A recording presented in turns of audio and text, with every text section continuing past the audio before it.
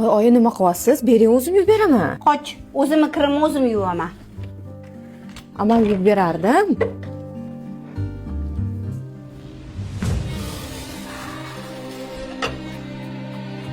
Voy, oyi, nima qilyapsiz? O'zim qilib beraman dedim-ku shu ovqatni. O'zim ovqatimni o'zim qilaman. Nima unaqa ish qilyapsiz, oyi? Bo'ldi, bor.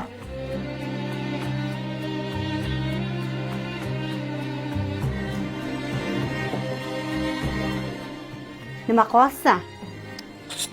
Ber bu yoqqa, bor. Menga berma, o'zim xonamni o'zim tozalayman. Oyi, nima qilyapsiz? Nima qilganingiz bu? Bering, o'zim shuni artib qo'yaman. O'zim uyim, o'zim tozalayman. Nimaga menga anchadan beri bunaqa kesatuv muomala qilyapsiz, oyi? Menga qara. Mana shu uyga kelib ovqatni ham qilyapsan, kirlarni ham yuvyapsan, uylarni ham tozalayapsan. Mana qaynona qaynotang bo'lmasa ham shu ishlarni uyda qilyapsan-ku. Lekin eringni uyida shu ishlarni qilsang, kam bo'lib qolasan. Qaynona qaynotangning xizmatini qilsang, bo'yning uzilib yerga tushadi. Mana uyimga kelib, meni mehnatimni qilganingdan ko'ra, eringni uyida uni xizmatini qilib, qaynona qaynotangning xizmatini qilib, ularning roziligini olgin. Ering shu bilan xursand bo'lyaptimi? Demak qilishing kerak. Qaynona qaynotang biror ish buyursa, darrov yomon ko'rasan. Alohida yashayman.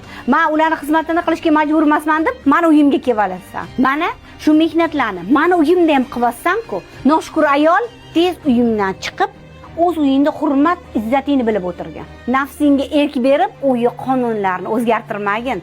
Qaynona qaynotangning xizmatini qilish yoqmasa, baribir meni uyimga kelib shu ishlarni qilasan. Mana ona o'rnida ko'rib, ularni ota-ona o'rnida ko'rmayapsanmi? Fazilatli ayol bunaqa bo'lmaydi. Kelinmisan? Kelinman. Unda bilib kelinlik vazifalaringni bajarib qo'ygin. Ana, ering keldi. Men chaqirdim. Sen olib ketishga keldi. Har bitta gapim quloqingda qolsin. Boshqa bu xatoni takrorlamagin. Xo'p bo'ladi, oyi. Boshqa xato qilmayman. Bor. Ering kutib qoldi. Bor.